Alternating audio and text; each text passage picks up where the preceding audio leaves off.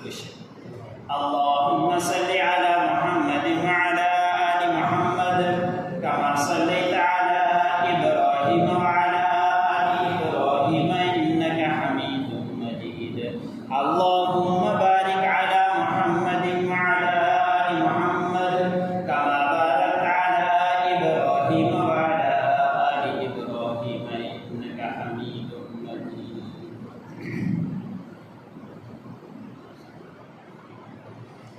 میرے واجب اکرام، صدر احترام، عزیزان گرامی، میں نے آپ لوگوں کے سامنے قرآن پاک کی ایک آیت تلاوت کی ہے.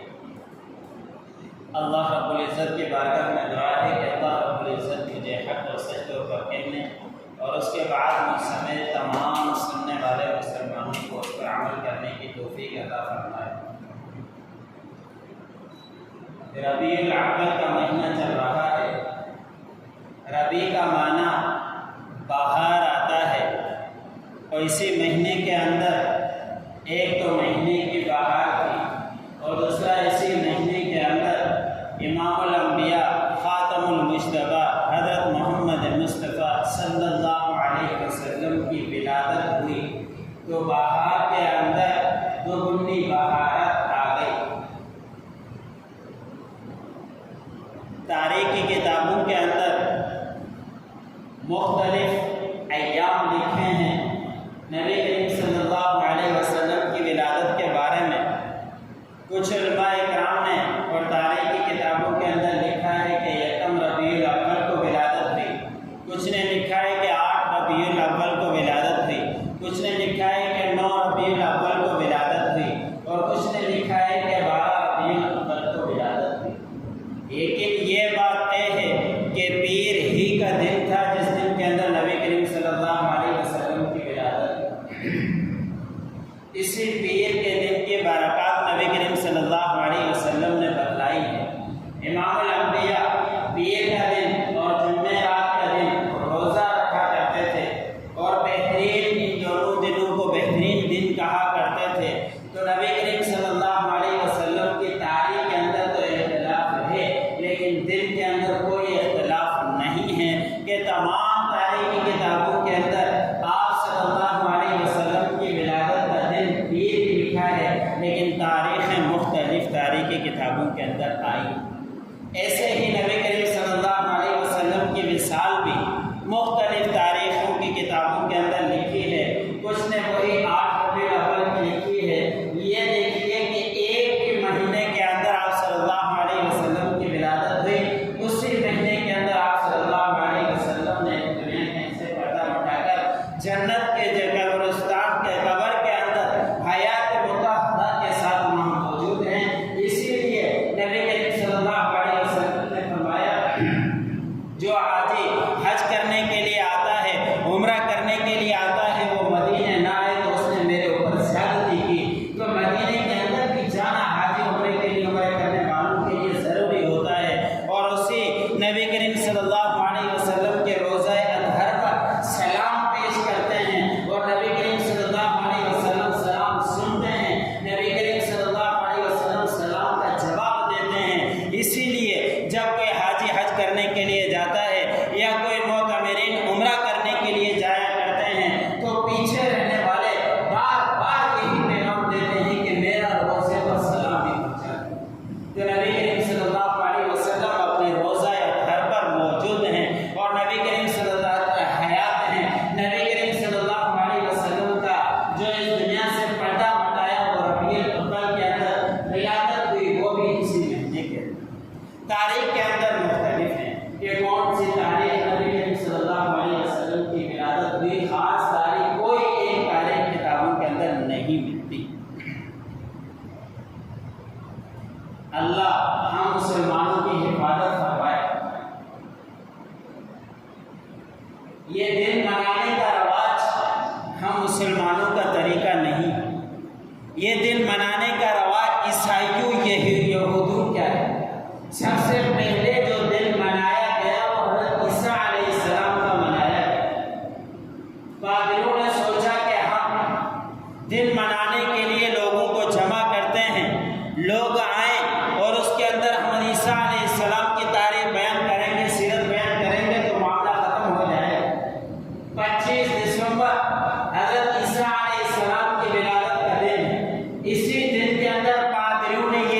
انتظام کیا،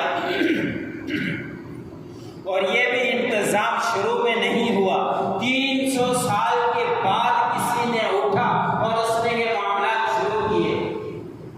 پادری بیان کے لیے بیٹھتا، 8-10 افراد سامنے آتے، وہ بات کرتے اور اس کے بعد مجلس برخاست ہو جاتی۔ کچھ دن کے بعد معاملات چلے، پادریوں نے سوچا ہماری مجلس کی رونق نہیں بڑھ رہی، ہماری مجلس میں لوگ نہیں آ رہے، اس مجلس کو بڑھانے کے لیے کچھ اور بھی کرنا چاہیے۔ تو اس مجلس کو بڑھانے کے لیے انہوں نے شراب کا انتظام کیا۔ لوگ شراب پینے کے لیے وہاں مجلس میں پہنچا کرتے تھے۔ اس مجلس کو اور ترقی دینے کے لیے انہوں نے ڈول دماکے بھی شروع کر دیے۔ انہوں نے اس مجلس کو اور ترقی کرنے کے لیے عورتوں کے ناچ گانے بھی شروع کر دیے۔ انہوں نے اس مجلس کو اور ترقی دینے کے لیے زنا کے اڈے بھی اسی 25 دسمبر کو چلا دیے۔ آپ جا کے دیکھ لیجیے، پادریوں کے اندر، یہودیوں کے اندر، یورپ کے اندر جو سب سے زنا کیا جاتا ہے وہ اسی 25 دسمبر کے اندر کیا جاتا ہے۔ وہ تھا کیا؟ شروع میں ایک سوچا انہوں نے یہ اٹھا لیا کہ ہم عیسیٰ علیہ السلام کا دن مناتے ہیں۔ اس دن منانے کے چکر میں کہاں سے کہاں تک پہنچ گئے۔ اگر یہ دن منانا جائز ہوتا، نبی کریم صلی اللہ علیہ وسلم اپنی حدیث کے اندر بتا کر جاتے۔ اگر یہ دن منانا جائز ہوتا، قرآن پاک کی کسی آیت کے اندر موجود ہوتا۔ اگر یہ دن منانا جائز ہوتا، نبی کریم صلی اللہ علیہ وسلم نبوت کے بعد 23 سال زندہ رہے، کوئی نبی کریم صلی اللہ علیہ وسلم نے صحابہ کو تعلیم نہیں دی، آپ صلی اللہ علیہ وسلم نے نہیں کیا۔ صحابہ اکرام نے آپ صلی اللہ علیہ وسلم کی موجودگی کے اندر 23 سال تک کوئی یہ دن نہیں منایا۔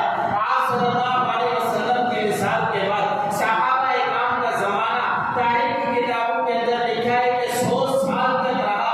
آخری صحابی کا انتقال 100 سال کے بعد ہوا۔ انہیں 100 سال کے اندر کسی بھی صحابی سے یہ بات نہیں ملتی کہ انہوں نے یہ دن منایا۔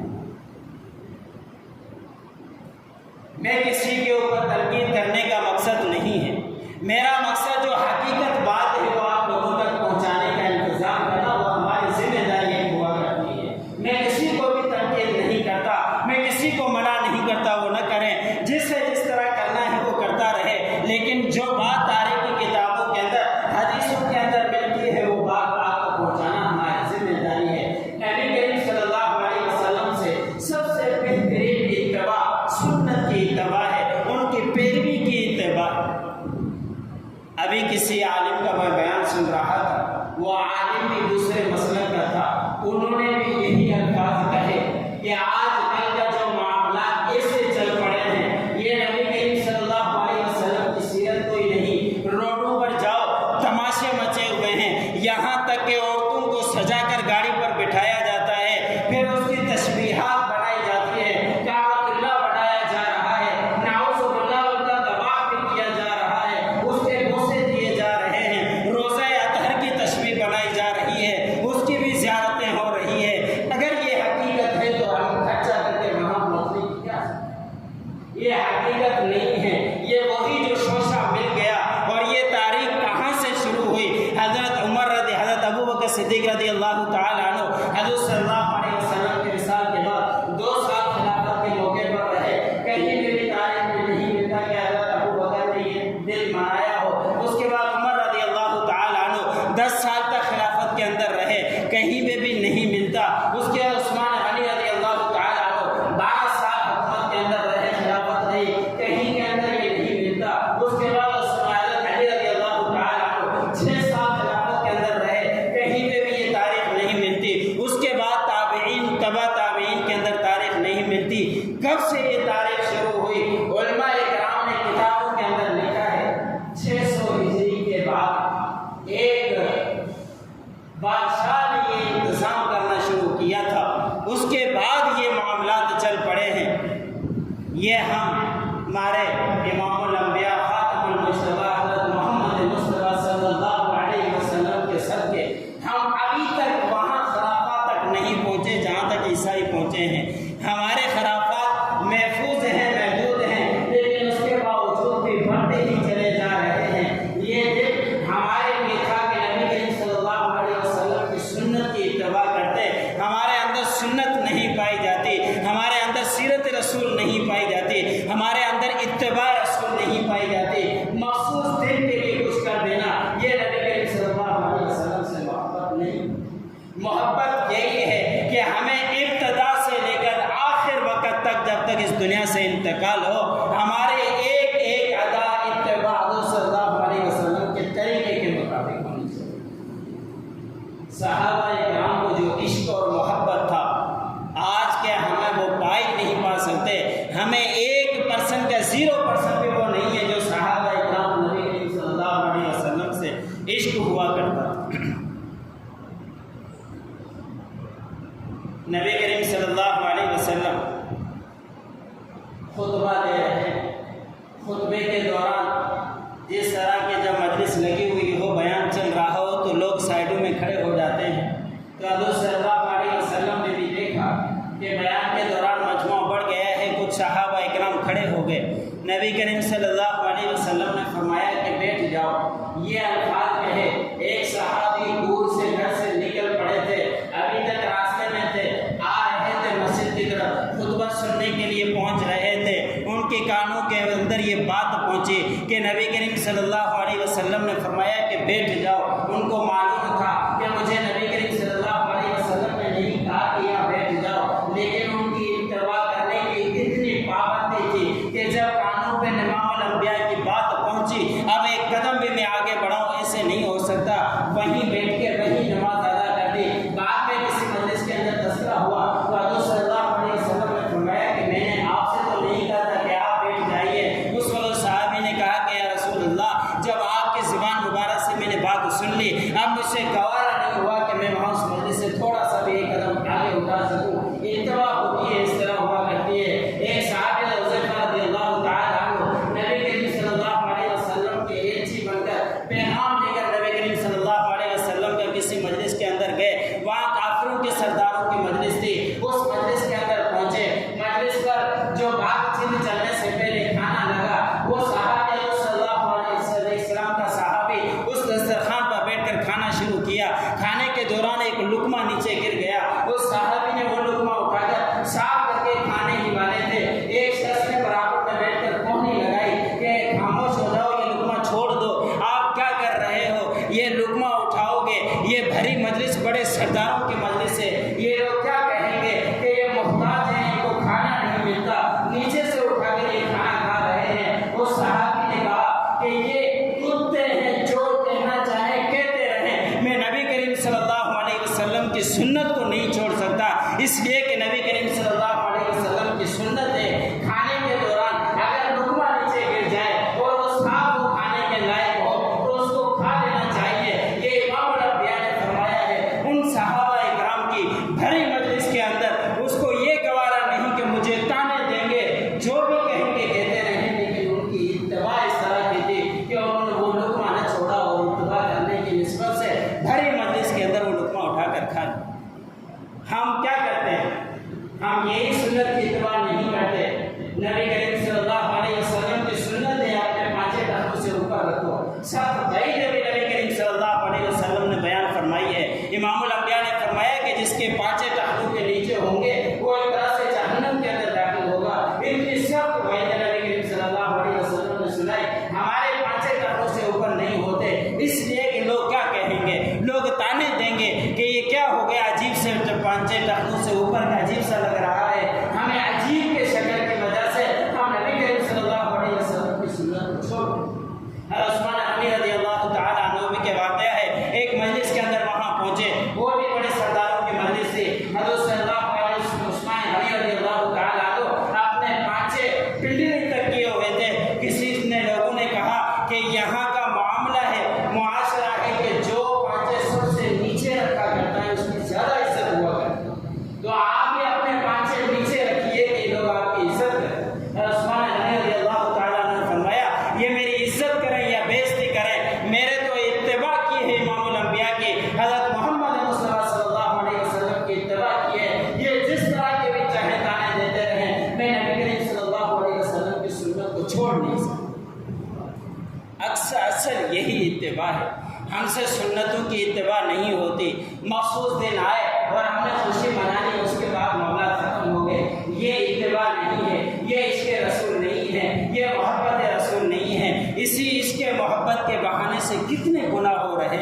کبھی اس کے بارے میں بھی غور و فکر کیا؟ کون سی مجلس ایسی ہے یا لوگوں پر چلنے والی کون سی ایسی ہے جس کے اندر موسیقی نہ ہو؟ امام الانبیاء حضرت محمد مصطفیٰ صلی اللہ علیہ وسلم جس چیز کو توڑنے کے لیے آئے تھے، روایت کے اندر آتا ہے کہ ایک مجلس سے راستے سے گزر رہے تھے، وہاں سے موسیقی کی آواز آ رہی تھی، حضرت صلی اللہ علیہ وسلم نے اپنے ہاتھ انگلیوں کانوں کے اندر ڈال دی اور اس وقت تک نہ نکالی جب تک کہ اس مجلس سے دور نہ چلے گئے۔ یعنی صحابہ نے عرض کیا کہ یا رسول اللہ آپ نے انگلی کانوں کے اندر اپنے انگلی ڈالی، تو حضرت صلی اللہ علیہ وسلم نے فرمایا کہ جس چیز کو میں توڑنے آیا ہوں، وہ چیز کو میں ناپید ختم کرنے آیا ہوں، وہ میرے کانوں کے اندر ہے، میں نے گوارا نہیں کیا۔ حدیث کے اندر آتا ہے کہ نبی کریم صلی اللہ علیہ وسلم نے فرمایا میرا کام یہی ہے کہ موسیقی کو توڑ دو، لیکن ہماری مجلسیں، ہماری کون سی ایسی مجلسیں جو موسیقی کے بغیر ہو؟ ابھی روڈوں کے اندر جائے تو اس کے اندر ڈول تماشے اور یہ موسیقیاں چل رہی ہے۔ اس کے ساتھ ساتھ اس سے خرافت یہ ہے کہ مجلسیں لگتی ہے، اس کے اندر مرد اور عورت کا اختلاط ہوتا ہے، مرد اور عورت کا اختلاط منع ہے، حرام ہے کہ مرد اور عورت ایک ساتھ بیٹھیں، لیکن نبی کریم صلی اللہ علیہ وسلم کی سیرت چل رہی ہے، اس کے اندر یہ معاملات چل رہے ہیں، گناہ چل رہے ہیں۔ اور عورت کی آواز کے متعلق نبی کریم صلی اللہ علیہ وسلم نے فرمایا کہ جس طرح کے زنا اور ہے اسی طرح آواز بھی آ جائے اور مرد اس کی آواز کی لذت حاصل کرے، وہ بھی گناہ کے زمرے کے اندر آتا ہے۔ اور یہ آواز چلا کر، نعتیں چلا کر پورے مجلس کے اندر عورتوں کی آواز پھیلائی جا رہی ہے، یہ بھی گناہ ہمارے معاشرے کے اندر چلتا جا رہا ہے۔ اگر کہیں مجلس لگی وہاں افراد 30 40 50 ہیں، لیکن مائک ایسے تیز چل رہے ہیں کہ پورے معاشرے کے اندر، پورے محلے کے اندر وہ تماشا مچا ہوا ہے۔ جو بیمار ہے اس کے لیے پریشانی، جو بوڑھا ہے اس کے لیے بھی پریشانی۔ یہ ہمارے لیے نبی کریم صلی اللہ علیہ وسلم سے عشق اور محبت نہیں ہے۔ محبت اور عشق یہی